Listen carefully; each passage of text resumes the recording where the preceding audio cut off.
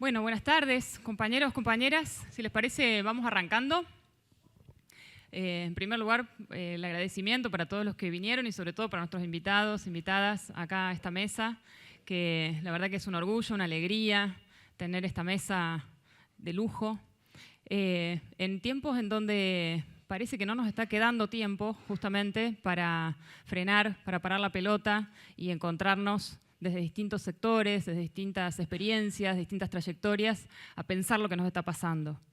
Un poco la apuesta de hoy y de muchos otros espacios que se están construyendo, similares a este, es que podamos ir combinando la pelea que estamos dando ya desde hace 10 meses, pero desde hace más de 10 meses, por los derechos de la clase trabajadora y por un país más justo y más igualitario.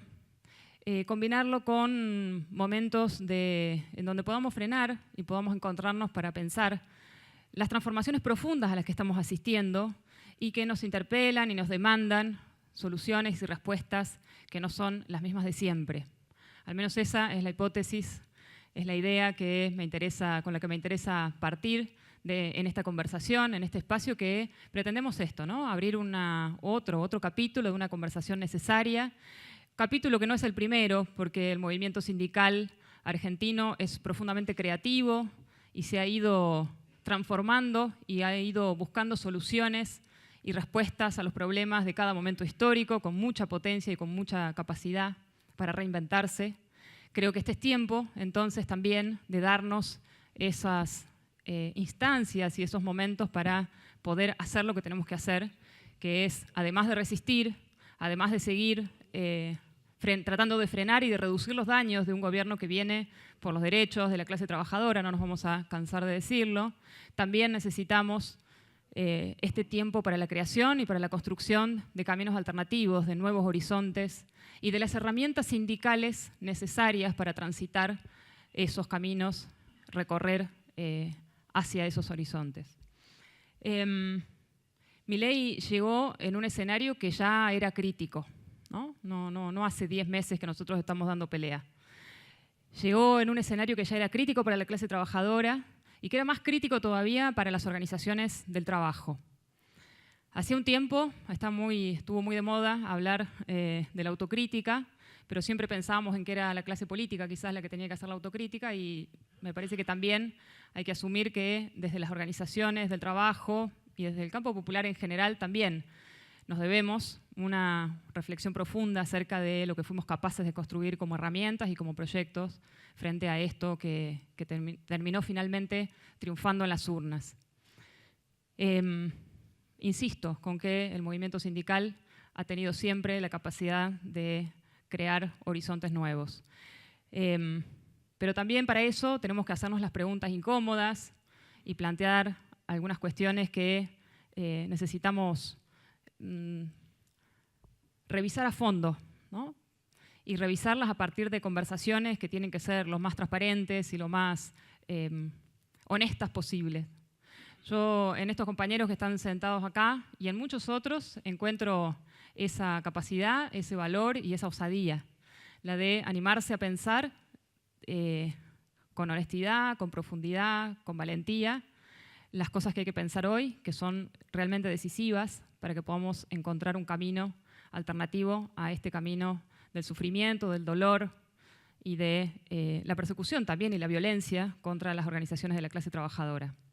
Nosotros planteamos como algunos ejes para conversar hoy 3 cuestiones que, bueno, se las propusimos a los compañeros y compañeras que nos acompañan hoy en la mesa para que cada uno agarrara la que más le interesara o todas y pudiera compartirnos algunas reflexiones.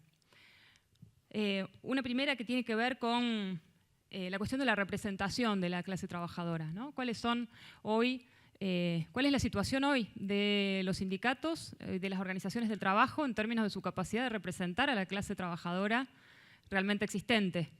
Nosotros ya sabemos que es más de un tercio de la clase trabajadora que está trabajando en condiciones de informalidad por fuera de los marcos normativos que les permitirían asociarse a un sindicato. Y eso, por supuesto, ha dado como resultado a algunas otras organizaciones, ya desde los años 90, ¿no? Bueno, ¿cómo estamos viendo eso hoy? cuáles son los horizontes de organización y de representación de una clase trabajadora que crecientemente se vuelve más fragmentaria y con formas de trabajo menos colectivos, ¿no? Más individualizantes. Una segunda cuestión que tiene que ver con, derivada de ella, sobre las estrategias para la acción. Estamos en un escenario, lo charlamos hace un ratito con los compañeros en la entrada, de una profunda virulencia del gobierno nacional contra los sindicatos, ¿no? De una política de descalificación como mínimo, pero también de persecución y de hostigamiento y demonización de los sindicatos. Y eso, por supuesto, nos obliga a pensar de qué manera damos respuesta a esas estrategias públicas, simbólicas y materiales, pero también teniendo en cuenta las transformaciones que se vienen produciendo en la cultura y en la sociedad, más allá de los sindicatos, ¿no? Transformaciones que tienen que ver con el avance de las tecnologías como mediaciones en la política. No nos vamos a cansar de hablar del impacto de las redes en las realidades políticas que hoy vivimos. Y transformaciones también en el mundo del trabajo, ¿no? Transformaciones en el mundo del trabajo en donde tenemos no solamente más del 30% de la clase trabajadora fuera del trabajo registrado, sino una gran porción de trabajadores, sobre todo jóvenes y trabajadoras, que trabajan de manera individual, construyéndose su propia alternativa laboral. Y por último, una pregunta que hoy tiene la forma de una consigna y de un horizonte, pero que deberíamos poder transformar en una pregunta para darle más potencia, que es la pregunta por la unidad.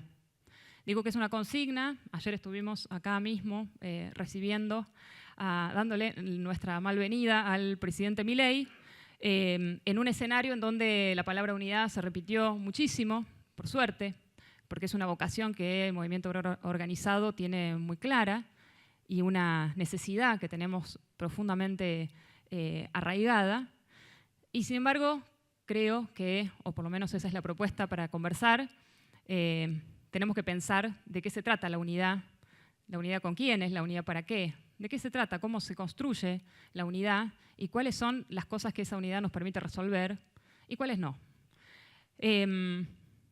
Bueno, esas son algunas de las invitaciones para hoy. Yo reitero el agradecimiento en este día complejo y en este mundo complejo que estamos atravesando, que hayan podido llegarse hasta acá. Quiero que sepan que además el sindicato de los docentes y los docentes universitarios está abierto para todos y todas, para lo que quieran compartirnos, organizar, invitarnos, y que sepan también que la universidad sigue en conflicto, que estamos en un conflicto que ya lleva 10 meses, que ha tenido momentos muy altos, de muchísima visibilidad pública, y que eso ha sido posible gracias al acompañamiento decidido del conjunto de las organizaciones sindicales en todo el país y del conjunto de la ciudadanía que entiende que la universidad es un bien social y que es una herramienta fundamental para el desarrollo nacional. Seguimos construyendo desde esa confianza y con ese respaldo, y a nuestro tiempo también les queremos hacer saber que nuestro compromiso es el de acompañarlos y acompañarlas a todos los sectores en lucha, decididos a poner un freno a estas políticas hambreadoras y construir un horizonte de justicia social para el pueblo argentino. Muchísimas gracias de nuevo por estar acá y muchísimas gracias a los compañeros.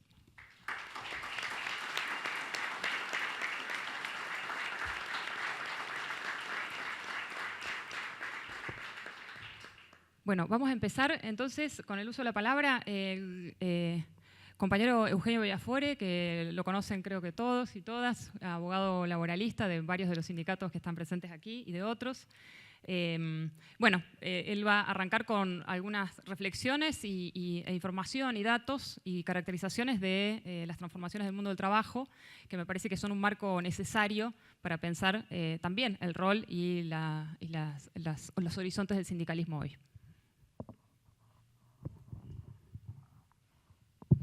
Bueno, gracias Leticia.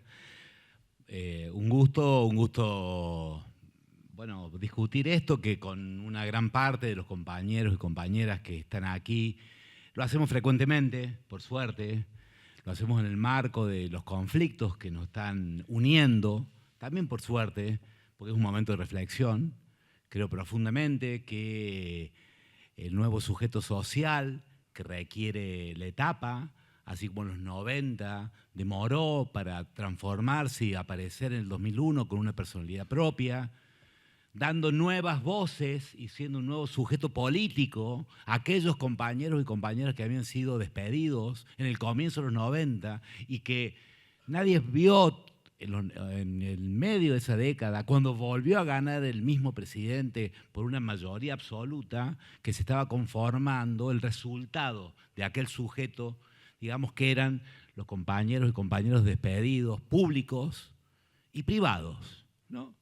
Recordarán todos ustedes, la gran mayoría, índices que se van pareciendo. Me parecía importante entonces, para alumbrar la experiencia de los compañeros que tengo al lado, que son todos ellos, compañeros experimentadísimos, con los cuales compartimos también discusiones, pero son los encargados de llevar adelante la reflexión, porque son los dirigentes en sí mismos, que siempre nos prestan a los que estamos cerca atención, pero son ellos en definitiva los que llevan adelante las decisiones de los sindicatos.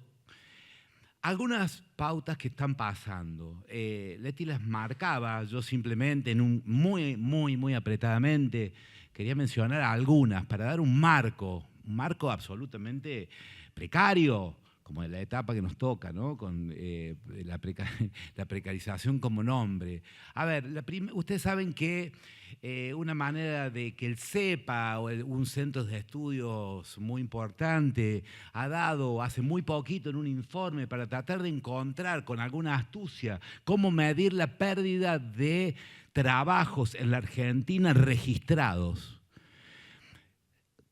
Como es tan endeble el sistema registral argentino en los últimos años, y en los últimos 30 años, y esto es un gran tema de cómo se ha fragmentado el mercado de trabajo, tuvo la inteligencia de medir algo que en definitiva los empleadores es lo último que relegan, y es la registración respecto a la ley de riesgo del trabajo por una cuestión de riesgo absoluto. Entonces, aún en los trabajos casi negros, los abogados decimos trabajo en gris, normalmente lo más cercano a lo que se registra en este momento es el trabajo, es la inscripción de ese trabajador en el denominado seguro, que es un seguro de riesgo del trabajo. En estos últimos 6 meses da cuenta de una pérdida de más de 26.000 empresas y que representan aproximadamente unos 270.000 puestos de trabajo de empleados registrados. Esto se corresponde con lo que de alguna manera los compañeros que estudian el mercado de trabajo de MATE, que son nuestros compañeros contadores y economistas que trabajan en la Federación Aceitera, con la cual vamos a discutir cuáles son los montos, no solamente el movimiento de la actividad, sino cuál es el monto del salario mínimo vital y móvil, que medido en función del artículo 116 de la Ley de Contrato de Trabajo, que es lo que se pide en la paritaria. Fíjense que nosotros coincidíamos que entonces en Argentina, que si ustedes se preguntan cuántas personas trabajan, aproximadamente 22 millones de personas, para hacer números redondos y no confundirnos. ¿Cuántos de esos activos, es decir, que llegó el encuestador y le preguntó, ¿usted la semana pasada ha trabajado por lo menos una hora? Y dijo, sí. O se dijo, no trabajé, estoy dispuesto, estoy buscando. ¿Cuántos trabajadores, digamos, desocupados hay? 1.700.000 aproximadamente. Se ha movido entre el primer y el segundo semestre muy poco. 1.700.000. Y el resto, ¿sí? 21 millones de personas. Compañeros y compañeras. ¿Cuántos de ellos son asalariados? Bueno, el total de asalariados es 10 millones de personas. Y acá, por un segundo, es decir, fíjense que de los ocupados tenemos 10 millones de asalariados sobre un total de 15, con lo cual ya tengo 5 millones de trabajadores argentinos que son trabajadores no asalariados. Rápidamente pueden ver a grandes rasgos y con estos números que el número de trabajadores registrados en Argentina, y aquí una particularidad, que no se mueve en un porcentaje mayor de 4 puntos, para arriba o para abajo, sigue siendo 6.125.000 personas.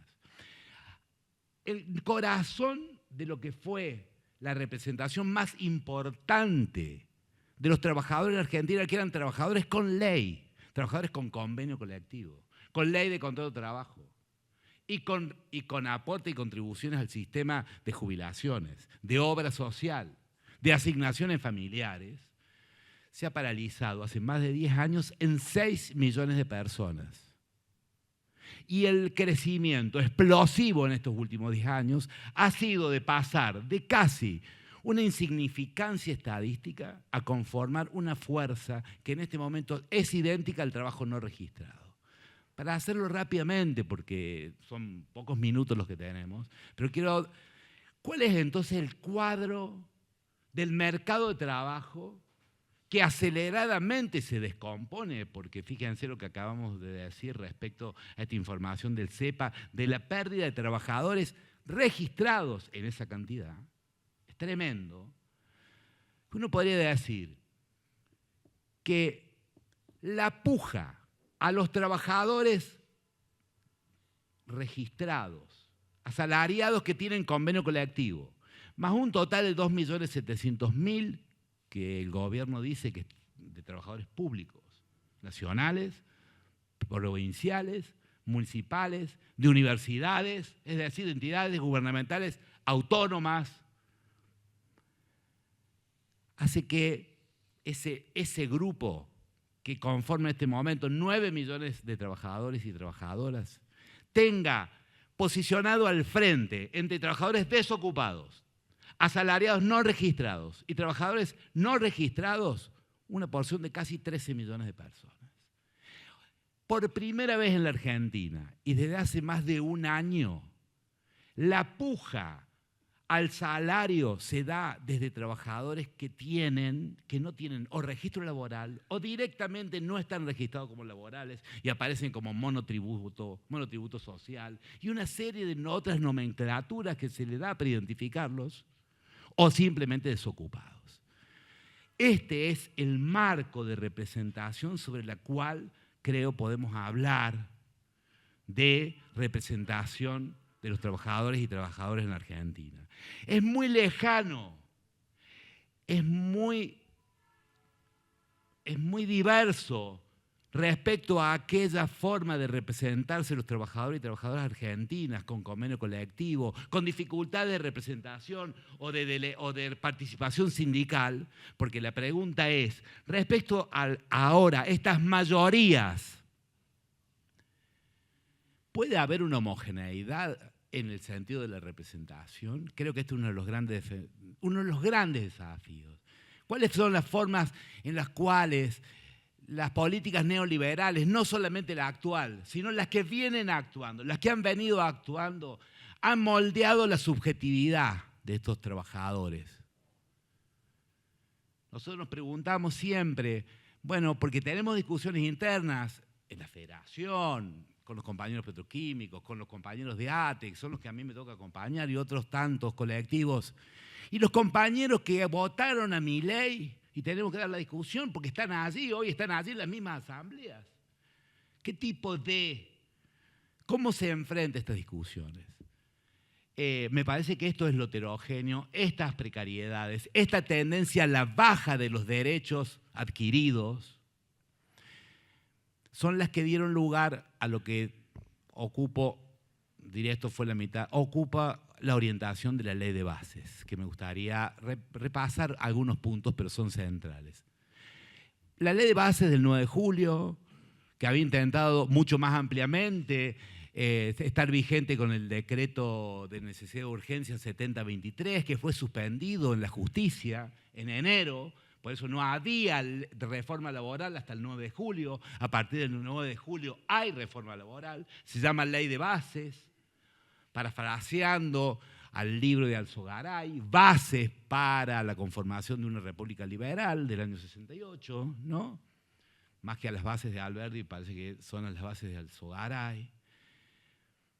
Ahora, la ley parece desordenada. Si ustedes la leen, parece un poquito de cada lado, que no tiene articulación posible, no la tiene ni siquiera comparada con la reforma que fue digamos, disuadida en la Plaza de Mayo en fines del 17 de Macri, que sí tenía un orden. Esta, si ustedes la analizan desde alguna forma de sistematicidad, parece absolutamente desordenada, como mínimo, asistemática. Pero si me siguen un segundo respecto a estos números, que por supuesto son difíciles de decir así tan rápido, aparece para mí alguna forma de sistematicidad y alguna línea que me parece importante.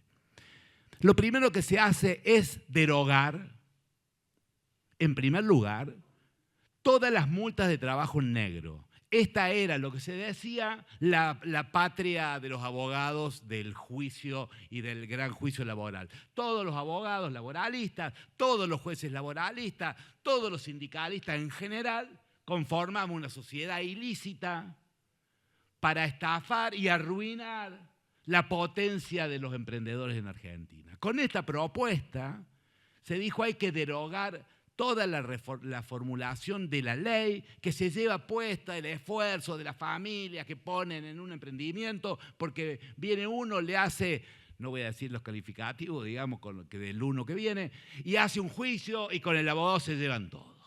No, y eso pareció ser una voz absolutamente impuesta como una realidad, ¿sí? Como el clima previo a las elecciones.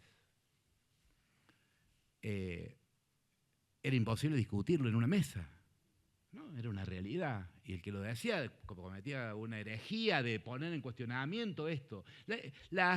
Miren, fue el peor sistema elegido en el año 91 por el gobierno de Menem para pelear con el trabajo no registrado, fue las multas de la ley 24013. Por supuesto fue un desastre, porque fue quitarle a los sindicatos la capacidad de denunciar, a los delegados, de denunciar dónde estaba el trabajo en negro. Sin embargo, entonces hizo un sistema absolutamente burocrático que terminaba con una multa a favor del trabajador cuando el trabajador intimaba al empleador y el empleador no lo registraba.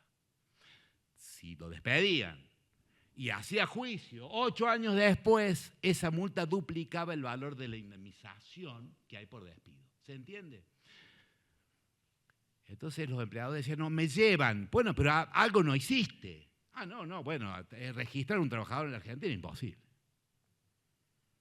Vale, si uno paga 1 de salario, pago 8 pesos de aporte y contribución, etc. No se puede. El trabajo no se puede registrar en Argentina. Con este caballito de batalla cae en la ley de bases todas las multas. No los quiero distraer, son todas las multas de trabajo en negro, pero también otras. Cuando no le entregan el certificado laboral al trabajador, cuando lo despiden sin causa y lo hacen litigar 5 años para pagarle sin discusión ninguna porque lo despidieron. Cuando se oculta la causa, digamos, todas formas fraudulentas de despido para demorar solamente en los tribunales, los eternos tribunales, en la justicia argentina laboral, que es otro capítulo del desastre, había multas. Todas han sido derogadas. En segundo lugar, diría, se destaca la condonación de las deudas, la extinción de toda acción penal a los empleadores que estafaron al Estado por trabajo en negro en cifras de tal naturaleza que alcanzaron a ser evasores fiscales. Y en tercer lugar se los ha eliminado del registro de incumplidores laborales. Es decir, a todos aquellos que estafaron al Estado, lo digo estafaron no solamente en el sentido general y más amplio de la palabra, digo en el sentido específico, del delito de administración fraudulenta, porque no le pagaron al Estado lo que tenían que pagar como aportes y contribuciones, que son las jubilaciones, las obras sociales, el sistema de riesgo del trabajo y asignaciones familiares, se les condonó la deuda y se los eliminó de los registros que impedían que importaran, exportaran, etcétera, etcétera. En segundo lugar, me parece que se destaca esto de aumentar el periodo de prueba del trabajador a 8 meses en empresas de 6 a 500 trabajadores y hasta 1 año en empresas de hasta 5 trabajadores. Yo digo, miren, si uno tiene un trabajador, uno crea un empleo y no hay ningún tipo de persecución de ninguna naturaleza del Estado para blanquear ese trabajador. Y es lo mismo tenerlo en negro que en blanco. Yo les pregunto a ustedes, la racionalidad común, la realidad económica, ¿qué va a hacer que haga ese empleador? Y tenerlo en negro. Pero ese trabajador que creo tiene un periodo de prueba en una empresa chica, en este típico emprendedurismo de 1 año. ¿Cuándo un periodo de prueba es necesario 1 año de entrenamiento? Miren, el 7% de las empresas argentinas tienen carácter tecnológico. Lo que hace 150 años escribía Marx de que el capitalismo sería capitalismo cuando logre que la plusvalía llegue no de la explotación del trabajador, sino del perfeccionamiento de la productividad por incorporación en el trabajo. En Argentina solo se da en un grupo minúsculo de empresas de alta inversión tecnológica. Minúsculo, el 7% del PBI. El resto ya en Argentina son trabajadores que están en industrias secundarias, es decir, no industriales, servicios o allegados a lo agrícola. Significa que la gran mayoría les sobra 1 semana de entrenamiento. Son los planteles que ustedes ven en los bares, son los planteles que ustedes ven en las fotocopias, son los planteles que ustedes ven, digamos, rotando mes a mes esos trabajadores que no van a obtener indemnización nunca. La ley trae como novedad que el trabajador que participe en huelga, si se entiende que está bloqueando o dañando o molestando a sus trabajadores compañeros o a los vecinos del barrio o a alguien, tiene una causal de despido por la cual se pueda despedir.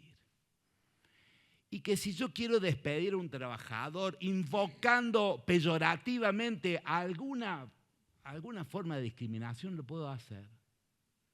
Sin que pueda volver atrás esa ruptura, pagando un poco más de la indemnización, el 50% más de la indemnización. A mí me parece que estas pautas se destacan en la reforma de bases, no son muchas más, pero ¿por qué? Y para ir redondeando, para abrir a lo verdaderamente importante, que es lo que los compañeros y compañeras tienen para decir, es porque se plantea una reforma que permita consolidar y cristalizar este mercado de trabajo que ya se viene produciendo. Se quiere para Argentina un empleo degradado, precario. Argentina no va a tener altos niveles de desempleo. Lo que va a tener son una cantidad inmensa de empleos de malísima calidad, de malísimo sueldo, de bajísima productividad, cuyos valores internacionales permitan que las inversiones del RIGI sean pagadas con el lomo de compañeras y compañeras. Seguramente ninguno de nosotros, ninguno que está acá, quisiera que esto que yo digo tan fácilmente y que se escucha así como tan livianamente, sea siquiera posible. Bueno, por suerte, la gran mayoría de nosotros no solamente no lo queremos, sino estamos dispuestos a dar la pelea, que es lo que estamos dando. Gracias.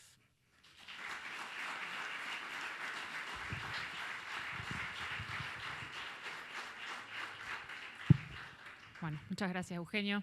Bueno, seguimos con el compañero Edgar. Qué difícil. No, la palabra Edgar no me sale. Edgar Luján, el Titán Luján, que es secretario general del Sindicato de Camioneros de Córdoba. No me tapen los machetes porque si no... Bueno, buenas tardes. Buenas tardes. Agradecido obviamente a todos los presentes, compañeras, compañeros. Es muy importante estos espacios donde distintas generaciones, distintos tipos de profesionales, distintos tipos de trabajo, de servicios, de la universidad, que podamos tratar de charlar. Yo no lo voy a aburrir tanto. Somos más de la acción, de la unión, del compromiso. Somos de la solidaridad, de la igualdad, de los valores que tenemos y que hemos hecho darle un valor importante. En ese sentido, con lo que habíamos tenido como un índice para charlar, nosotros obviamente desde la organización sindical estamos tratando de ser como muchos otros puntas de lanza en contra de la lucha de la verdad de hace mucho tiempo, obviamente haciendo una autocrítica de que bastante tiempo hemos estado dormidos, adormecidos, cómodos, y bueno, hay que hacer una autocrítica y confrontar a todos los compañeros y compañeras, tratándolos de involucrarlos, de hacerlos sentir que el compromiso es ahora, porque la política nacional, lamentablemente, y especialmente aquí en Córdoba, fue votada en amplia mayoría. O sea que nosotros desde las organizaciones sindicales de los movimientos obreros no le hemos llegado a los trabajadores o no hemos tenido la capacidad de decirle a qué avisoraban, teniendo en cuenta que la persona que es el presidente de la Nación nos venía diciendo. Obviamente que es un instrumento del neoliberalismo para conseguir todas las cosas que el doctor Biafore estaba diciendo, que claramente estaba diciendo, que no es una construcción de hace 10 meses, que desde el principio de la época de los 90 empezaron con esto y continúan, y como nosotros por ahí estuvimos hasta más cómodos, creíamos que ya teníamos ganado los lugares y sin embargo, adormecidos, los encontramos hoy con que esos 30 años, 41 años ayer de la democracia, se los vinieron de golpe en 10 meses de gobierno de este gobierno nacional.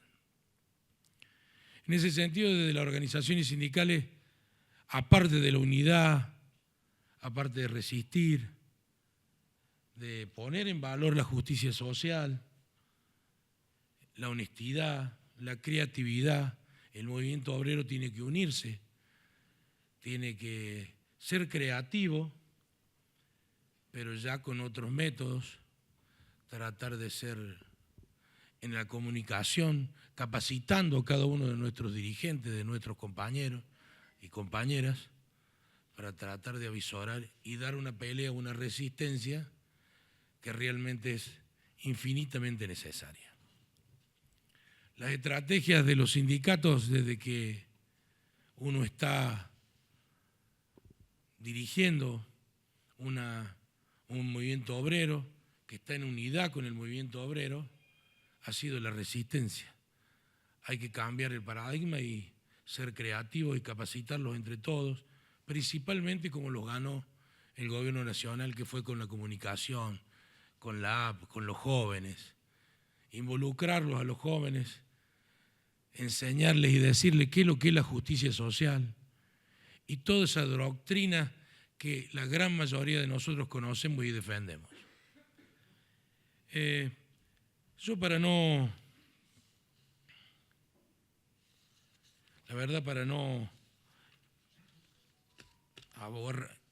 aburrirlos y que podamos entrar en debate si así la mesa lo quiere, después que todos los disertantes hagan, me voy a permitir leer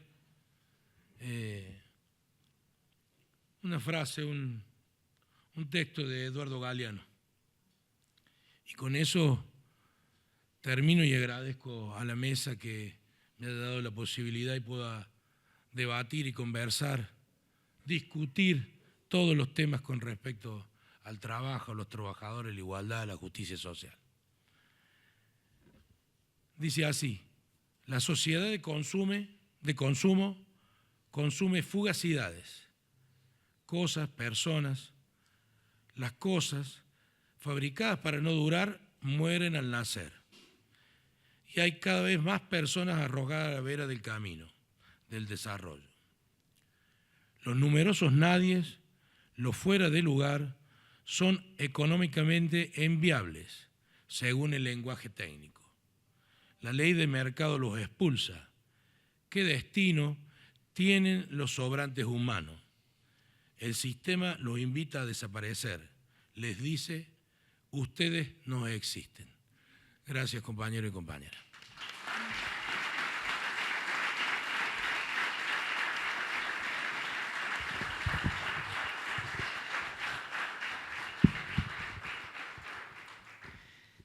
Bueno, muchas gracias, Edgar.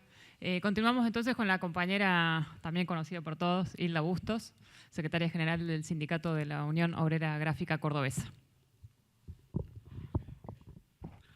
Hola, compañeras y compañeros. Primero, gracias, Leticia, y gracias a los compañeros que aquí están, gracias a ustedes que han venido.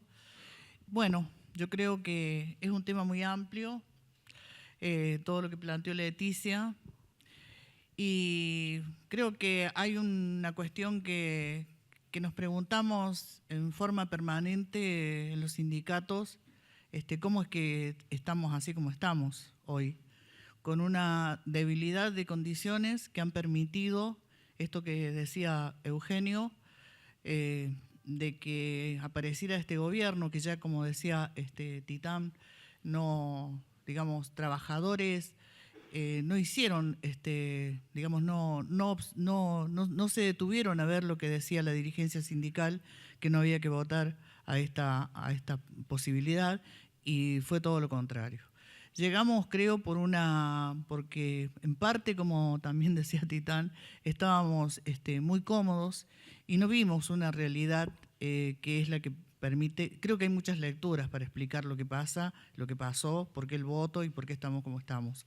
Pero desde lo sindical, yo creo que no tuvimos, el movimiento obrero no tuvo, digamos, en los últimos tiempos, yo diría bastante, desde los 90 para acá, en general no tuvo unidad y no tuvo estrategia. ¿Estrategia de qué? Y de alcanzar lo que siempre decimos, la justicia social. Y la justicia social debe ser para todas y todos, no debe ser para un sindicato o para un sector.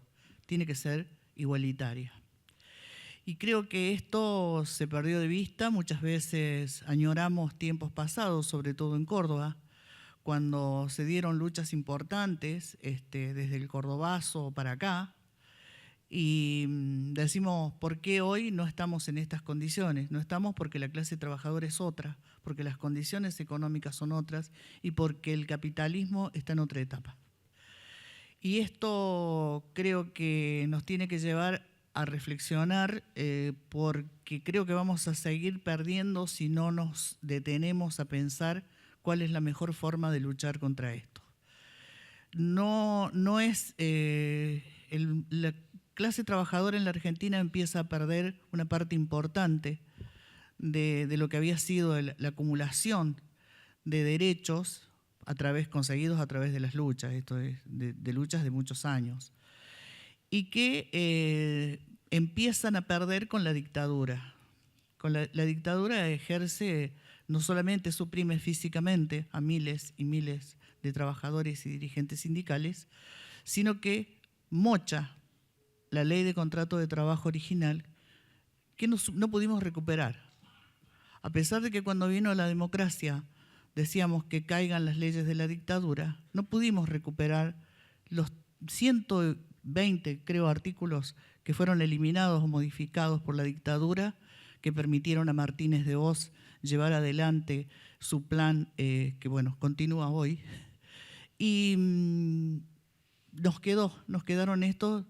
Muy poco se pudo recuperar, contado con los dedos de una mano, a través del trabajo importante que hizo el doctor Héctor Recalde mientras estuvo en la Cámara de Diputados. Y continuó en los 90. Voy a mencionar que también tenemos como herencia de la dictadura una ley que está plenamente vigente, que es la Ley de Entidades Financieras, que sí tiene mucho que ver con el trabajo y tiene que ver con la situación con la cual el sector dominante se ha permitido trasladar los recursos hacia sus arcas en forma permanente. Esto continuó en los 90, no volvimos a recuperar parte de lo que se perdió, y muchas de las cuestiones que bien decía recién Eugenio, algunas quedaron. Y bueno, se pudo volver atrás por la aparición de Néstor Kirchner en su momento, pudimos ahí retroceder en algunas cuestiones, pero en general no hemos vuelto a recuperar. Y con esto también tiene que ver con la capacidad de enfrentar estos planes que nos han llevado a que veamos permanentemente cómo los recursos salen de los bolsillos de las y los trabajadores, de las y los jubilados y las y los más pobres al poder concentrado. Y el desafío creo que es volver a pensar como contemplando las dificultades que tenemos hoy para atravesar un periodo que se fue en la historia siendo cada vez más rápido, que es el impacto de las tecnologías y de las formas de producción, que no solamente tienen que ver con esto de trabajo a distancia, bueno, el teletrabajo, no solamente tienen que ver con eso, tienen que ver con la robotización en la manufactura, tienen que ver con tecnologías que pasan rápidamente de un estado a otro. Nosotros, las compañeras y los compañeros que están acá conmigo, venimos de un sindicato que atravesó todas las innovaciones tecnológicas y lo sigue haciendo hasta hoy, y no sé si es imposible por ahí seguir el ritmo, porque tenemos dificultades incluso que creo que la mayoría de las organizaciones sociales las tiene para adaptar los convenios colectivos de trabajo a las nuevas formas y a las nuevas tecnologías. En este sentido, yo creo que tiene que haber estrategia y tenemos que dejar de ver la cuestión sectorial únicamente. Hay Lucio Garzón Maceda, que todos lo deben conocer porque fue partícipe del Cordobazo, siempre decía que los sindicatos debían dejar de ser de pan y manteca, solamente pelear por salarios. Había que pelear también, decía él, por las condiciones generales, las condiciones del país, de toda la clase trabajadora y de los sectores populares. Y esto deberíamos volver a pensarlo como una cuestión fundamental para poder decir que quizás tengamos la posibilidad de impedir que sigan avasallando como lo están haciendo, que sigan destruyendo. Solamente hambre y destrucción vamos a tener, como bien decían recién. Solamente vamos a tener la posibilidad de tener y de quizás tampoco algunas cosas las podamos revertir, como conversábamos antes con compañeros. No las podremos revertir, pero sí podemos impedir que los que vengan en el futuro no encuentren prácticamente nada, no tengan derechos, quieran trabajadores semi-esclavizados, no solamente, como decía Eugenio, pobres, sin salarios dignos, sin derechos, que seamos la factoría de vaya a saber quién. Y yo creo que sí, que hay que pensar la unidad desde ahí, que hay que pensar las formas de lucha. Estamos obligados a pensar las formas de lucha, porque de eso depende no solamente nuestro futuro inmediato, sino del que viene. Y en este sentido, yo lo que tengo para decir es que tenemos que tener decía antes, esa visión que tenían algunos dirigentes sindicales, no es para volver para atrás, de transformar la realidad. Tenemos que volver a ser dirigentes que pensemos cómo nos unimos y cómo luchamos para transformar la realidad. Y no desprendernos y solamente ver que vayamos a discutir si tenemos el 1 o el 2, que no está mal que lo hagamos, lo tenemos que hacer porque si no el salario se deteriora mucho, pero no solamente tenemos que hacer eso. Esta es una cuestión para mí fundamental, y porque es cierto que el mundo del trabajo cambió, es cierto que las empresas, bueno, tecnológicamente tienen otras condiciones y no solo eso, sino que además tenemos la mitad de la fuerza laboral no registrada en negro, con trabajos precarios, con la economía social y con todas las variantes que ustedes ya saben. Pero sigue existiendo el trabajo y sigue existiendo, como decía recién Eugenio, la plusvalía. La plusvalía existe. O sea, las condiciones que alguien venda su fuerza de trabajo para que alguien dueño del capital, que el capital no es dueño, él no es dueño, porque en definitiva el capital es el trabajo el que hace el capital y no al revés. Pensemos que esto va a existir, existe y va a existir. Las formas son las que cambian porque el capitalismo obviamente tiene una evolución y nos viene ganando, obviamente, nos viene ganando bastante. El mundo ha cambiado también en eso. Hoy no tenemos lo que teníamos hace, no quiero decir, pero 40 o 30 años atrás. Y decir que hoy tenemos que asumir responsabilidades y sobre todo promover la unidad entre quienes pensamos que esto tiene que cambiar. Porque no nos sirve la unidad con quienes piensan que se puede negociar con un tipo como este que está al frente de los grupos del poder, de los grupos económicos concentrados. Entonces, quienes estamos decididos, sí nos tenemos que unir. Nos tenemos que unir fuertemente para poder cambiar esto. Gracias, compañeras y compañeros.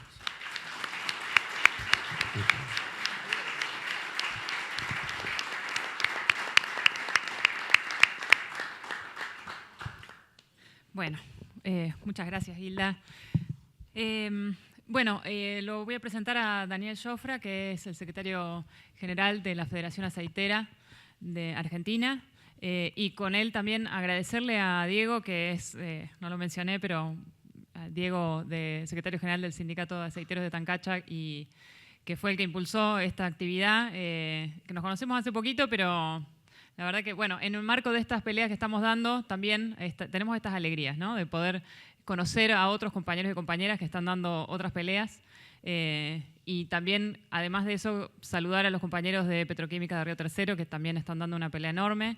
Estuvimos en su momento también acompañando ya frente al Ministerio de Trabajo hace unos meses y hoy están acá porque también, incluso en estas circunstancias tan penosas, creo que la fuerza también se construye en estos espacios, ¿no? Y en encontrarnos acá no solamente para darnos aliento, sino también para ir dibujando esos horizontes y seguir construyendo la unidad también en este día a día. Así que fuerza, compañeros de petroquímicos.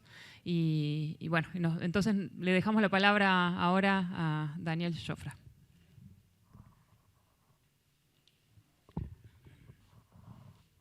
Bueno, buenas tardes a todas y a todos. Muchas gracias por la invitación, particularmente a los compañeros de Tancacha que me han dado la posibilidad de venir hasta Córdoba, a la universidad, de hablar con mucha gente que estudia, que piensa. Obviamente que no traigo la fórmula ni la receta para salir de esta problemática. Sí, obviamente algunas cuestiones que nosotros venimos trabajando desde hace mucho tiempo, en donde por ahí lo que más necesitamos es que nos ayuden a pensar. Nosotros tenemos una forma de trabajo de hace mucho tiempo en donde nos posibilitó hoy estar parados de una manera distinta a muchos compañeros que sus organizaciones no los representan o tienen una debilidad dentro de ella, en la cual este tipo de gobierno avanza cada vez que tiene la posibilidad, cada vez que gobierna, que tiene la posibilidad que le da la sociedad de ganarnos democráticamente. En otro momento, un gobierno como este hubiese tenido que utilizar a los militares, como ocurrió en el 76, y hoy nos ganan con la democracia, la votación, las elecciones y la cabeza incluso de nuestra clase, ¿no? Así que eso es lo más terrible, y que los responsables somos nosotros, los dirigentes sindicales y la clase política, en donde subestimamos siempre el poder que tiene este sector, donde subestimamos y pensamos que son unos estúpidos y que creen y nosotros creemos de que ellos van y festejan con un asado, como decían cuando fue lo del veto a los jubilados, al aumento de los jubilados, y pensamos de que ellos se fueron a festejar y no pensamos de que ellos realmente tienen estrategia permanentemente, o sea, se fueron a juntar para ver cuál era el otro paso que daban en contra de la mayoría de la clase trabajadora, en contra de los jubilados, en contra de los compañeros que están desocupados, en contra de los pobres. Bueno, son todas estrategias que ellos utilizan y nosotros pensamos a través de los memes, que alguien que lo organiza, y que pensamos de que ellos están comiendo el asado que se ahorraron con con los jubilados. Y sinceramente no le interesa. Lo que le interesa es no sacarnos la pata de encima, tratar de que nosotros no podamos pensar. Y una de las formas de no poder pensar es tener necesidades. Y tener un bajo salario es una manera de que los trabajadores y trabajadoras no piensen. Entonces, repiten los títulos permanentemente que le brindan los medios, que le brindan aquellos... Si uno ve un debate hoy en la televisión de un militante que hace 30 años que está en la calle y que defiende a los trabajadores y que defiende a los pobres, con un pibe que estuvo detrás de una computadora toda la vida y que capaz no tiene ni siquiera un año de aporte. Y sin embargo, lo enfrentan con esa clase de individuos que realmente denigran la discusión, denigran el debate. Bueno, en esa situación hoy estamos, con una particularidad en donde los dirigentes sindicales, y me refiero a los nacionales, estamos pensando o discutiendo sin tener en cuenta lo que hoy necesita la clase trabajadora, que tener dirigentes que organicen la bronca, dirigentes que respondan a las necesidades que hoy tienen los trabajadores. No puede ser que tengamos de ese 53% de pobres, el 40% de trabajadores registrados.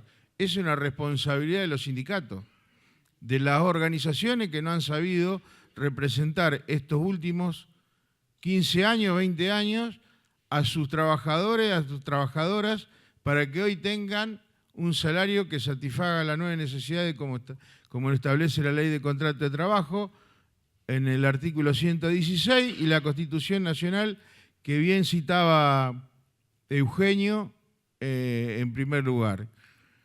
Es decir, no nos dejan, estamos en el piso, nos siguen pateando y no nos dejan levantar cabeza y no podemos pensar de que somos mucho más fuertes de lo que ellos creen y lo que nosotros también pensamos.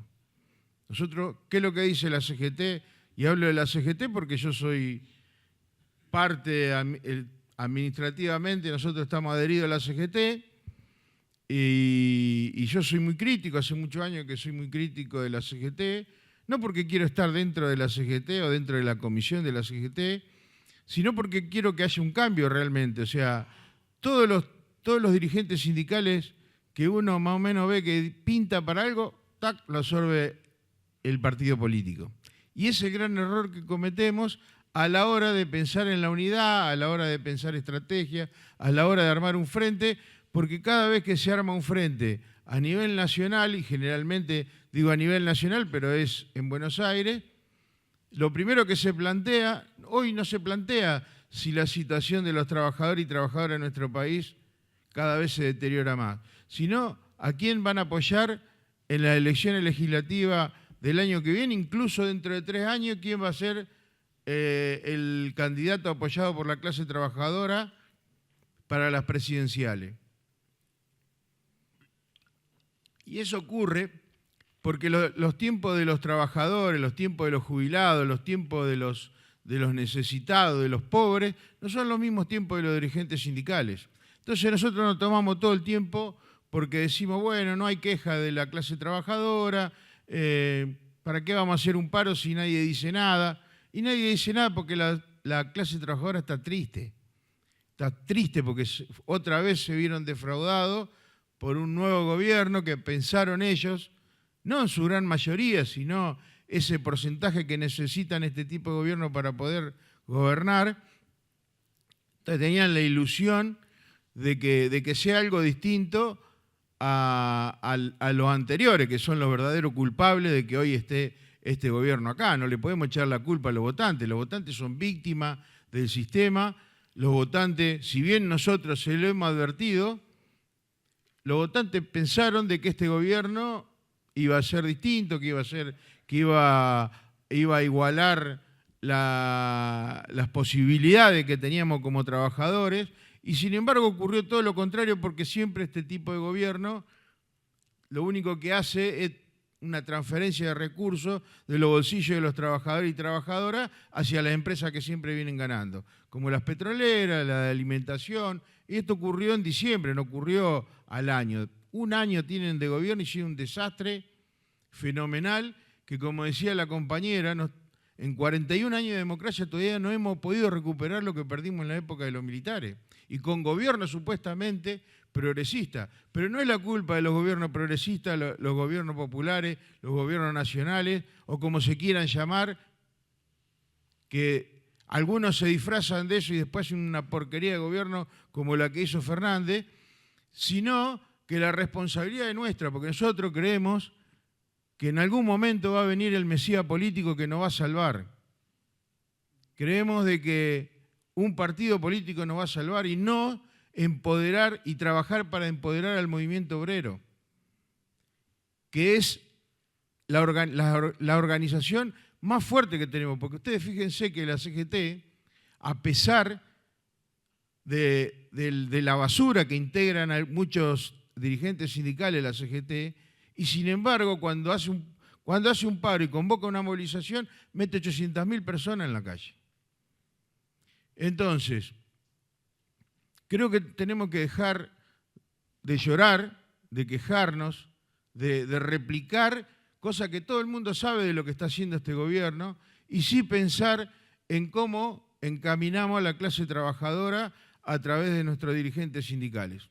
Yo le decía hoy a los compañeros, pasé por el conflicto que tienen los compañeros ahí de la empresa petroquímica Río Tercero, y que hay un montón de esos casos, o sea que algunos se pueden visibilizar y otros están camuflados por los gobiernos de las distintas provincias, porque le da vergüenza decir que apoyan a un gobierno como este y tienen desocupados y tienen empresas cerradas. O sea, hay una situación en donde la gran mayoría de la clase política actúa como lo hizo en senadores y en diputados, votando una ley totalmente regresiva, porque nunca han trabajado, nunca fueron obreros, nunca estuvieron a cargo, nunca tuvieron un patrón, en su gran mayoría, o son herederos del poder, que han nacido en la política y siguen siendo, y son diputados que hay, seguramente la gran mayoría ni siquiera los conocemos de dónde provienen. Pero vuelvo a la CGT, que tiró por la borda o para hablar muy claro y metafóricamente, se cagó en un montón de años de lucha, en donde hubo desaparecidos, compañeros y compañeras desaparecidos, compañeras y compañeros encarcelados, muertos, perseguidos. 100 años de lucha. ¿Y por qué hicieron eso? Uno se pregunta, ¿qué pensamos? No, porque le tienen miedo al carpetazo, porque son unos traidores, porque la obra social, la plata de la obra social. Sinceramente, yo creo que los que fueron a discutir ahí, en la práctica, ellos tenían la flexibilización laboral. Entonces, por eso no les importaba eso. Entonces, aquellas organizaciones que estamos fuertes, que venimos enfrentando a los distintos gobiernos hace 20, 25 años, y no es fácil aplicar la herramienta que hoy le dieron a los patrones. Al resto de la clase trabajadora seguramente ya se la estaban aplicando, lo único que hicieron fue legalizarla.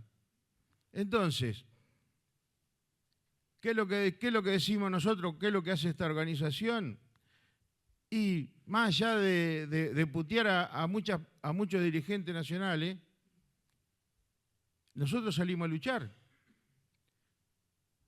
No ahora, hace 20 años que discutimos el salario mínimo vital y móvil, que tiene que garantizar alimentación adecuada, vivienda digna, salud, educación, esparcimiento, vestuario, transporte, previsión y vacaciones. Esa no es necesidad. Nosotros no inventamos nada. Nosotros lo único que hicimos fue desempolvar esas leyes y la Constitución Nacional que tanto le ha costado a muchos trabajadores y trabajadoras de nuestro país. en la historia. Hicimos eso. Cada una de esas necesidades tiene un valor que no lo ponemos nosotros, lo pone el INDEC. Entonces, si nosotros le podemos garantizar ese salario a todos nuestros trabajadores y trabajadoras de nuestro país, y seguramente podemos tener otro tipo de proyecto. Estoy de acuerdo con la compañera que no se puede hablar solamente de salario. Pero si uno no tiene salario, ¿de qué va a hablar?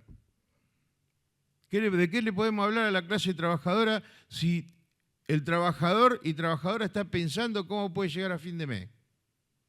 ¿Qué le podemos decir a un trabajador y una trabajadora que tiene que optar entre pagar el alquiler, entre comer, entre poder mandar a su hijo a la escuela, entre vestirse? ¿Qué vamos a hacer? ¿Qué le vamos a decir? No, porque tenemos que hacer el armado nacional. Si no hay respuesta, hace muchos años que no tenemos respuesta de la clase política ni de la clase de la dirigencia. Entonces tenemos que concientizar a nuestros trabajadores de que los salarios no los fija el sistema, no los fijan las posibilidades que tienen los patrones de pagarlo, sino las necesidades que tenemos nosotros como trabajador y trabajadora. Si nosotros podemos concientizar a esos trabajadores, porque la conciencia es lo que nos va a dar la fuerza, entonces tenemos que salir a luchar contra cualquier gobierno. No puede ser de que gran parte del sindicalismo nacional solamente pelee cuando no está su partido que es afín. Pero puede ser que nosotros sigamos hablando de quién va a ser el candidato cuando nadie nos da respuesta. No puede ser que en una mesa de discusión sindical nacional no se traten los derechos de los trabajadores. Los precarizados, los pobres. Tenemos trabajadores pobres, nos quieren hacer creer de que como trabajadores tenemos que ser pobres, que la única dignidad es tener trabajo, y es mentira. Es totalmente mentira. Nosotros hemos demostrado que cuando los trabajadores tienen buenos salarios y pueden cubrir esas nuevas necesidades, mandan a su hijo a la universidad, se van de vacaciones, se compran la ropa donde quieren, se alimentan con las 4 comidas diarias, tienen una vivienda digna. Esa es la dignidad. Lo demás es una batalla cultural que nosotros, la mayoría de los dirigentes, calculo que se debe dar cuenta de esa situación. No creo que no lo sepan. Hoy tenemos una dirigencia nacional que le gusta más ir a ver al Papa que ir a ver a los trabajadores cómo están. ¿Cómo se van a dar cuenta de la necesidad que tienen? Si viajan a Italia a ver al Papa, en vez de irse a los lugares de trabajo donde están padeciendo pobreza, donde están padeciendo despido, donde están padeciendo falta de trabajo. Parece que aquellas organizaciones que vienen trabajando, hoy no tenemos que tenerle miedo a este gobierno. Son locos, pero no tanto. No creo que sean estúpidos. Son tipos que realmente piensan alrededor de un presidente que ejecuta. Tienen un grupo de empresarios, en su gran mayoría este gobierno lo integran los empresarios. Entonces, me parece que nosotros tenemos que salir a enfrentarlo. Miren, nosotros hicimos 25 días de huelga en el 2015. 25 días de huelga interrumpidos en el 2015. 22 días de huelga en el 2020. Y en el último acuerdo salarial hicimos 7 días y nos dictaron la conciliación obligatoria.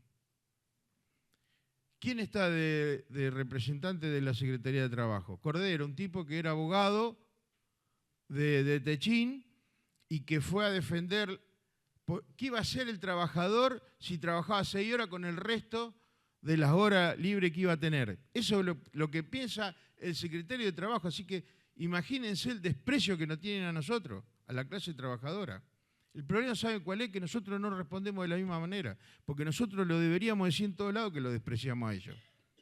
Ahora, a la hora de hacer un país igualitario, nos juntamos y discutimos y nos peleamos, pero no comulgamos, no nos sentamos a la mesa a comer con ellos para ponernos de acuerdo, a ver si ellos están de acuerdo o no están de acuerdo.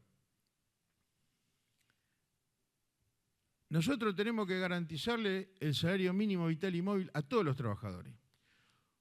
Hoy un aceitero, el peón, cobra 1.560.000 pesos. No es el salario de los aceiteros, es el salario, es el punto de partida de todos los trabajadores y trabajadoras. Y no se consigue solamente pensando de que lo necesitamos, sino hay que luchar, hay que salir a hacer huelga. Cuando nosotros estábamos de huelga en el quite, en la conciliación obligatoria, mandan al asesor de Cordero, que era el gerente de Cordero de Recursos Humanos de ese momento, era el gerente de Techín. Y nos quería convencer a nosotros, que hace 20 años discutimos, este año en diciembre del 2004, se cumplen 20 años que nosotros discutimos el salario mínimo vital y móvil de ese concepto, de esa forma, como corresponde. Y nos quería convencer de que teníamos que pensar que había mucha gente que era pobre trabajando, que ganaba mucho menos que nosotros. No podíamos nosotros enfrentar al gobierno, hacer un conflicto porque queríamos respetar los derechos de los trabajadores. O sea, ellos tienen un idioma que convencen al débil de criterio. ¿Cuál fue la respuesta nuestra? Que le diga al presidente que a nosotros no nos interesa lo que piensan. No nos interesa para nada, porque ¿saben por qué? Porque nosotros teníamos trabajadores esperando para seguir la huelga. Teníamos trabajadores para seguir peleando y enfrentando a cualquiera, incluso a aquellos que votaron a Milei. Porque ustedes creen que los aceiteros no le votaron a Milei, creyendo de que iban a cobrar en dólares, o creyendo toda la porquería que tiraron antes de la campaña. Bueno, nosotros consideramos de que la unidad tiene que venir a través de los derechos de los trabajadores. Salario mínimo vital y móvil, eliminación del sistema contratista, seguridad e higiene industrial, o seguridad e higiene comité mixto, para todos los trabajadores del país, incluso para las provincias que no tienen aprobada la ley. Y obviamente, independencia de los partidos políticos y autonomía de las centrales. No podemos vivir atados de un partido político, y menos cuando no nos representan. Muchas gracias.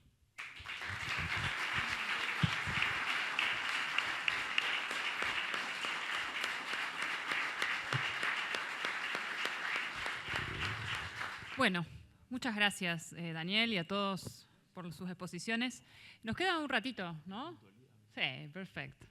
Nos queda un ratito para poder hacer algún intercambio. Yo tengo un par de preguntitas anotadas, pero también a otros compañeros y compañeras, si quieren hacer a viva voz alguna pregunta o comentario. Yo me quedé con una cosa de lo que se planteó, dos en realidad. Las puedo plantear y si alguno quiere contestar y después avanzamos. Uno sobre esta cuestión de la unidad, ¿podría haber un contrapunto o no? O podríamos seguir pensando cuál es el lugar de la lucha sectorial en este tiempo, ¿no? En un horizonte de una estrategia de resistencia y construcción de una oposición o de avanzar en conquistas para la clase trabajadora. ¿Cuál es el lugar de la lucha sectorial y cómo se articula esa lucha sectorial con la idea de unidad?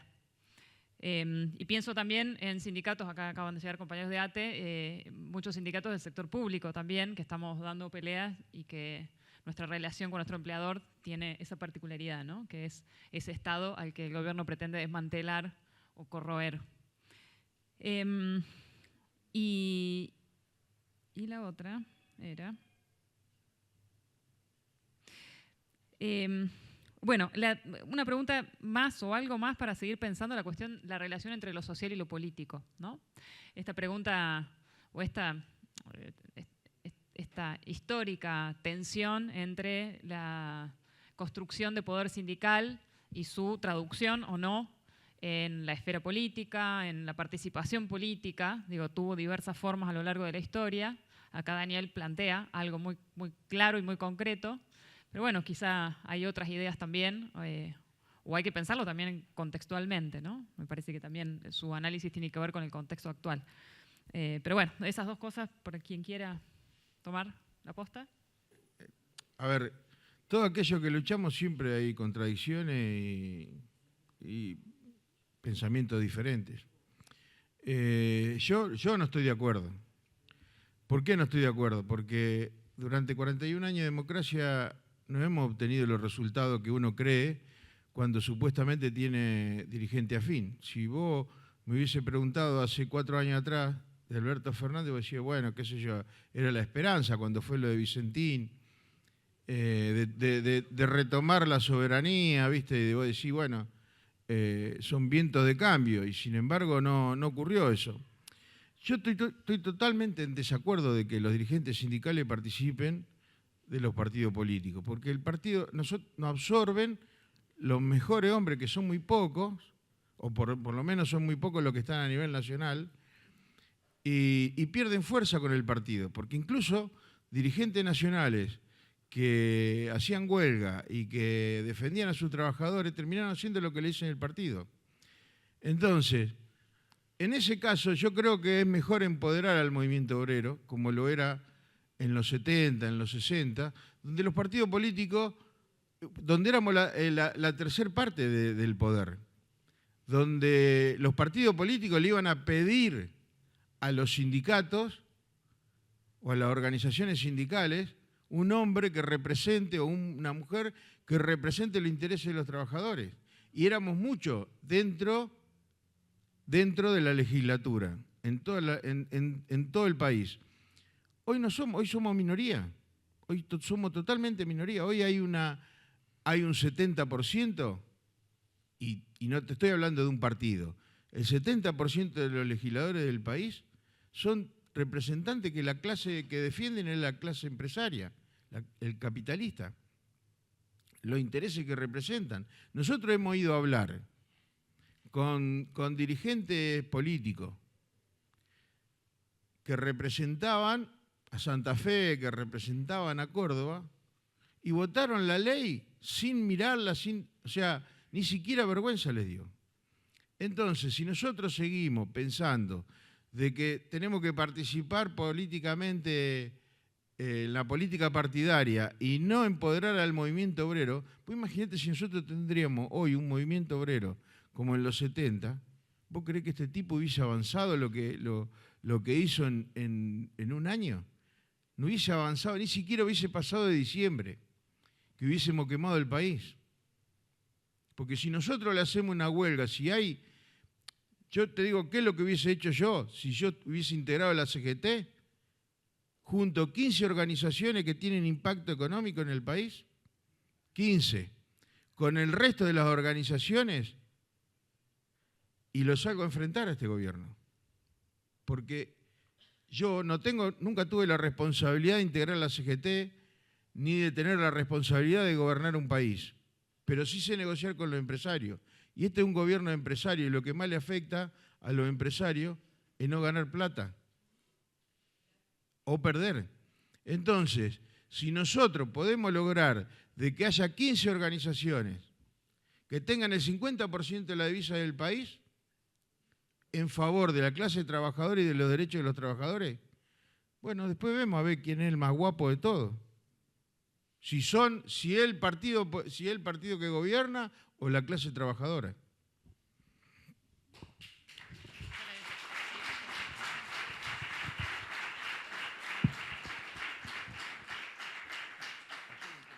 Yo no tengo respuesta. Sé que esta tensión es una tensión histórica sobre la participación y la autonomía del movimiento obrero y su participación. Uno podría estudiar la historia del movimiento obrero argentino a partir de este punto de clasificación. Lo que sí tengo muy claro, y me interesa ponerlo en relevancia, porque he tenido la oportunidad a partir de las reuniones que hemos mantenido, inclusive en el Consejo, en el año 91, esta ley que yo hablaba, la 24013, la ley de empleo, nefasta, la que creó los contratos basura, la peor ley orgánica, flexibilizadora, devenida del Consejo del Banco Mundial para Argentina, devenida de un gobierno popular, instaló un Consejo de Productividad y Salario Mínimo Vital y Móvil. Allí se reúnen todos los años, desde el año 91 hasta el 2024, saquen la cuenta, toda la etapa democrática, y se pone de acuerdo el Estado, la CGT y los empresarios, que el salario mínimo vital y móvil, que medido muy chiquito, es 1.500.000 en la práctica, vale 300 lucas hoy. A ver, yo pregunto, ¿cómo es posible que todos los gobiernos de cualquier signo digan no se puede pagar 1,5 millones a 21 millones de trabajadores, que son lo que hemos dicho de la PEA? Es mucho para la Argentina, es mucho, nos vamos al bombo. El salario tiene que ser 300 lucas para los 21. Por eso la dimensión del salario mínimo y móvil, no, yo quiero expresarla, porque uno dice, Argentina no ha tenido proyectos, sí ha tenido un proyecto capitalista, y ese proyecto se plasma en todos los años en el acuerdo del salario mínimo vital y móvil, que en vez de ser 1,5 millones son 300 lucas. Si ese no es un programa estabilizado, preciso, político para este país, dígame cuál otro puede ser. Y ahí han contribuido en esa suerte de acuerdo. ¿Cuál es? A ver, ¿cuál sería la letra? Imaginemos. ¿Cuál es la letra que alimenta que nadie puede tener más de 300 lucas? O los resultados desiguales que den de promediar el Producto Bruto Interno por 300 lucas. Eso solo nos daría para hablar horas, pero son las verdaderas cuestiones que tenemos que empezar a discutir, porque yo creo que el salario mínimo vital, que es el mínimo que hoy hay que pagar para supuestamente que sobreviva una familia, condena al hambre a la gran mayoría de los que no tienen hoy. Recuerden ustedes que si ustedes leen, vayan al INDEC, el promedio de ingreso de la familia, de los trabajadores precarizados y no asalariados ha sido de 367.000 pesos. Y esos son las 2/3 partes de la población argentina. Esto es, me parece entonces, algunas de las cuestiones que ponen en crisis que la política, digamos, que la política o el sindicato, me parece que ahí tenemos que volver a discutir estas cuestiones, ¿no?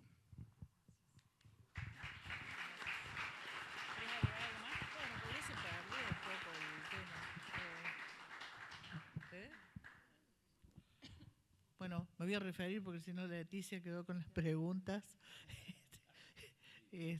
sobre la cuestión. ¿Cómo era la sectorial? La lucha sectorial. Bueno,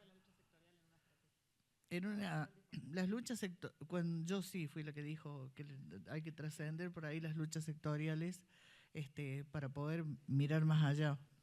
Y yo creo que hay luchas, bueno, obviamente, el compañero acaba de describir la lucha de ellos, que es sectorial, pero bueno, aspira a que haya unidad en esto y que realmente los sindicatos que tienen mucho que ver en cuestiones económicas importantes tomaran esa decisión. Yo creo que hay luchas que sí trascienden lo sectorial, y una de ellas es la que se mencionó hace un rato, lo mencionó Daniel, que es la reducción de la jornada laboral, por ejemplo, que eso estaba a discusión en el Congreso hasta el año pasado, y que es un reclamo, en el caso de nuestro sindicato, es un reclamo que viene desde hace mucho. ¿Por qué? Porque la tecnología permite producir con menos trabajadores en menor tiempo, duplicar o triplicar la producción. Y a ese reclamo, ese sí, no debe ser ya sectorial, tiene que ser un reclamo general, porque Argentina es uno de los países que tiene la jornada laboral más extensa, aparte de toda la explotación que se produce por la precariedad y por la no registración de trabajadores que no tienen ningún derecho, que esos serían los colaboradores, compañeros, trabajadores sin ningún derecho. Eso es. Trágicamente nos toca esto.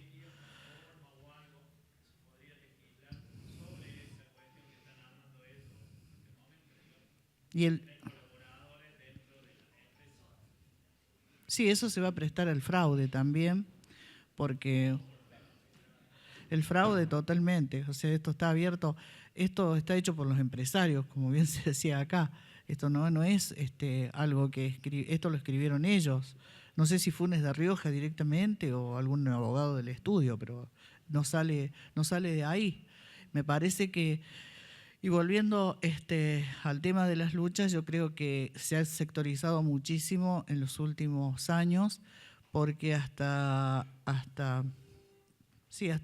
yo no recuerdo bien, pero creo que hasta el entrado de los 80, pero sí era una característica de los 70, que por ejemplo el salario de los trabajadores, de las trabajadoras y trabajadores del ámbito privado tuvieran una referencia clara, por ejemplo, en la UOM.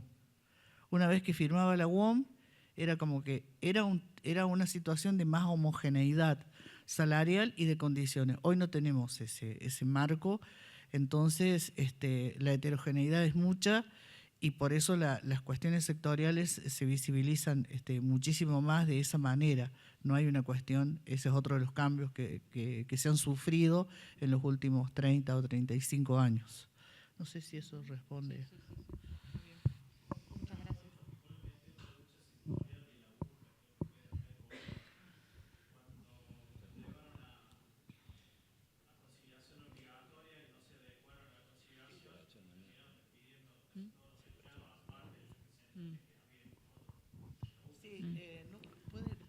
Sí, dale.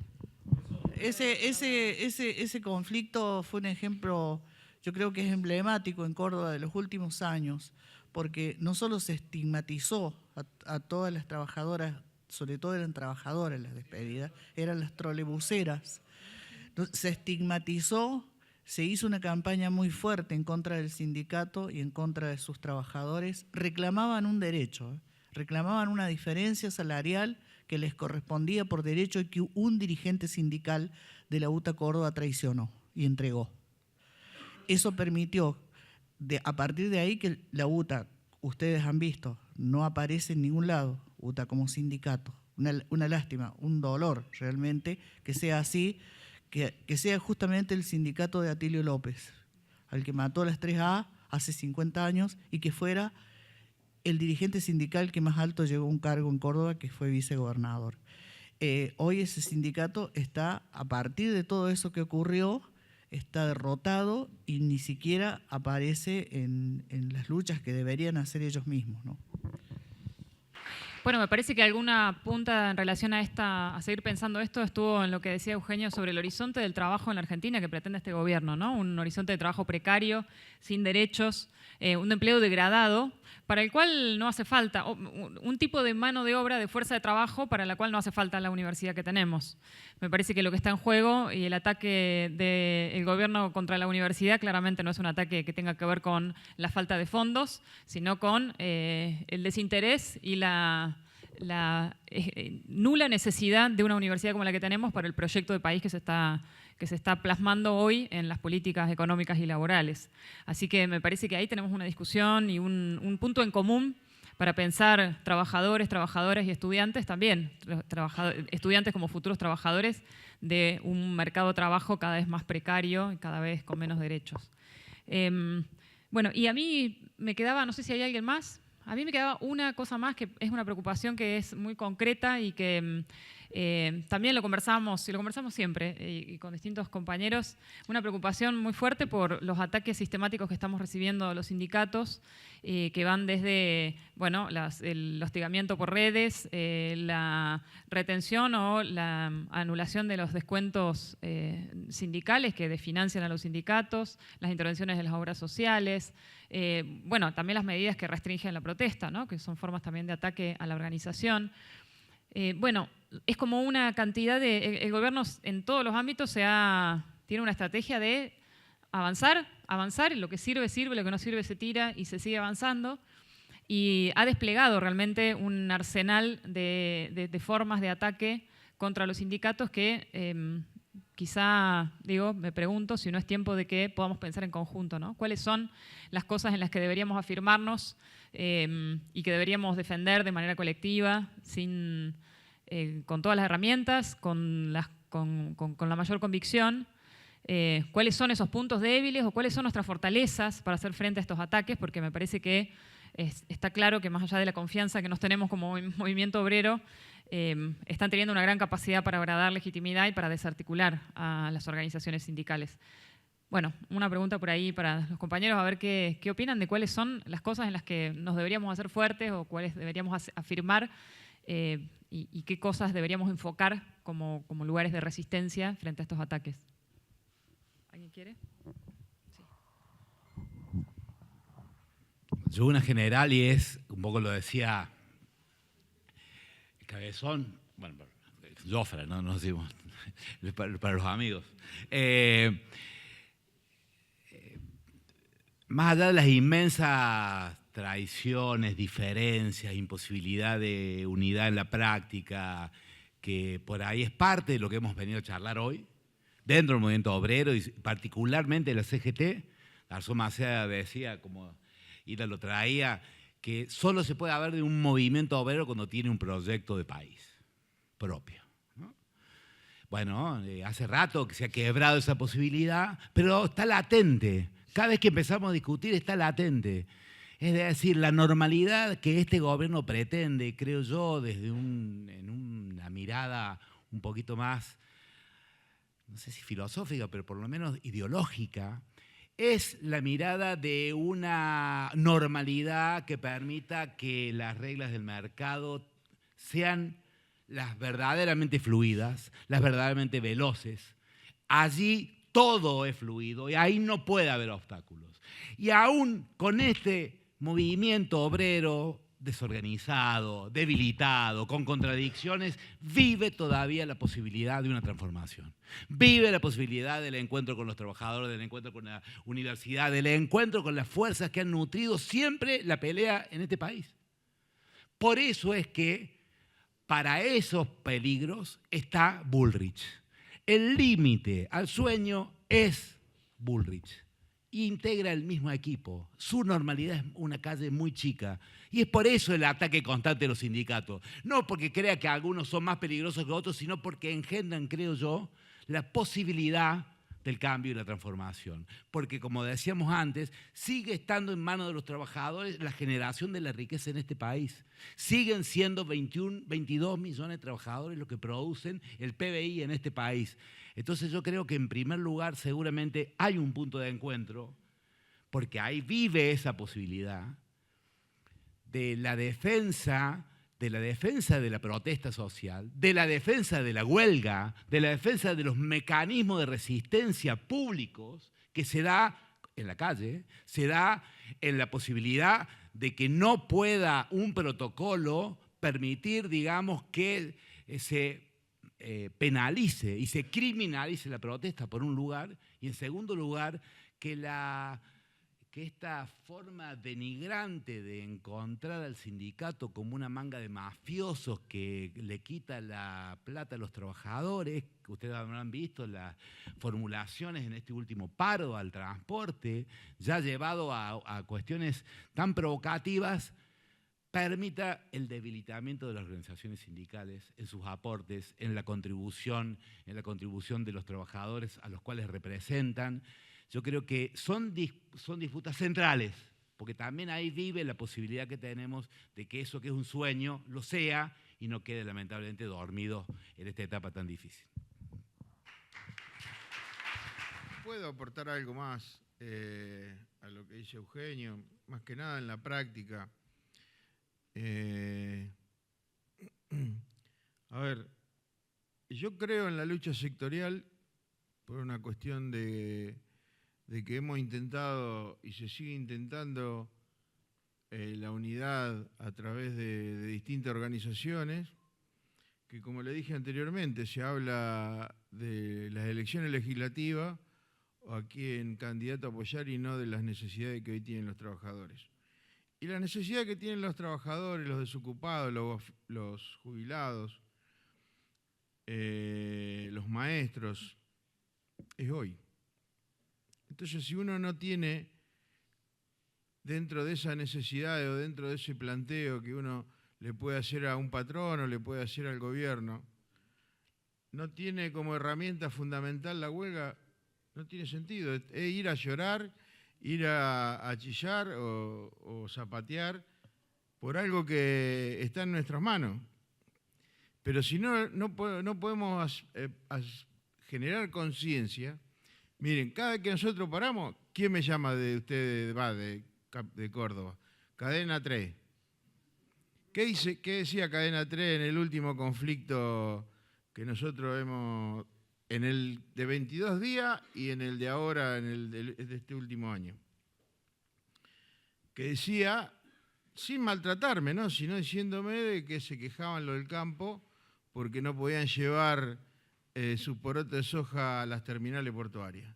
Entonces yo le dije que nosotros hacía 2 días y medio que estábamos de huelga y que todavía nos faltaban 87 días y medio para hacer el desastre que ellos hicieron en el 2008 cuando hicieron 100 días de huelga. Y sin embargo nadie dice nada. Nosotros le tenemos que dar toda esa herramienta, principalmente a los trabajadores que luchan permanentemente esa batalla cultural en el almacén, en los lugares de trabajo, con los propios compañeros, que a veces le dan la razón al patrón y no al que los defiende. Y tiene una lógica porque durante muchos años siempre hemos sido traicionados por los dirigentes sindicales nacionales.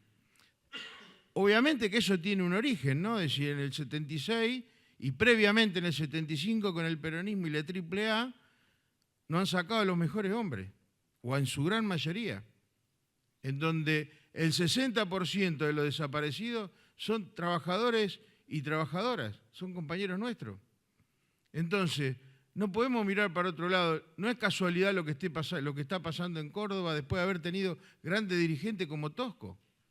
Es decir, evidentemente, nosotros hoy estamos haciendo un esfuerzo sobrehumano como para revertir esa historia. Y tenemos con qué, o sea, nosotros nos fugamos lo que fugaron en la época de Cristina, lo que fugaron en la época de Macri, de Alberto Fernández, que más de 400.000 millones de dólares se han fugado de este país. No lo fugaron los sindicatos. Y aparte, hay una realidad. Cuando un sindicato es traidor, traiciona a sus trabajadores. Cuando un político es traidor, traiciona a la sociedad. Los culpables de 38 muertos en el 2001 no fuimos los sindicalistas. Al contrario, los sindicalistas fuimos unos cagones que por el hecho de que no nos tilden de que somos desestabilizadores, salieron a pelear las organizaciones sociales. Miren si a un dirigente sindical le va a importar que lo tilden de que es un desestabilizador, como si este gobierno no nos desestabilizaría a nosotros.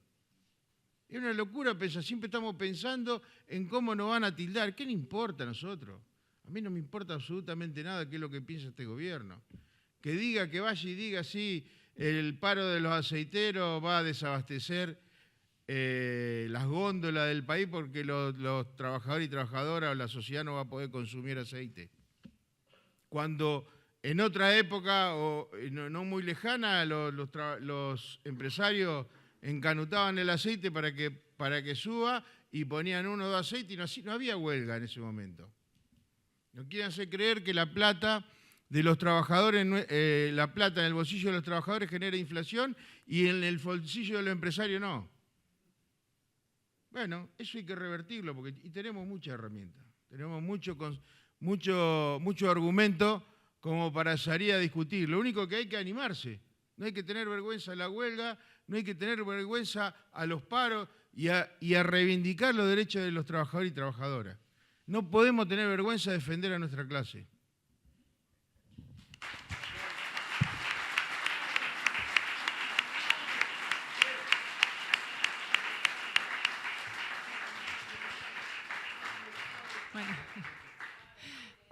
Bueno, volver a agradecer, ¿sí? Volver a agradecerles, volver a reiterar el compromiso. Ahí Paula lo dejó planteado también como horizonte para generar espacios de unidad que tengan que ver con encontrar lo que tenemos en común y los desafíos que tenemos como clase trabajadora, más allá de nuestra condición actual, ¿no? En formación, trabajadores activos, trabajadores ya retirados, pero somos todos y todas parte de la clase trabajadora y tenemos que encontrar esos horizontes que hemos llamado en algún momento programa político y que hay que volver a poner ese nombre sin vergüenza, porque es lo que nos va a dar justamente ese norte, ese camino que tenemos que recorrer para poder salir de este atolladero, de este infierno, de esta pesadilla que estamos viviendo, pero que seguramente creo que si seguimos construyendo estas herramientas, más temprano que tarde vamos a encontrar esa salida. Muchísimas gracias y bueno, nos vemos la próxima. Ojalá se repita.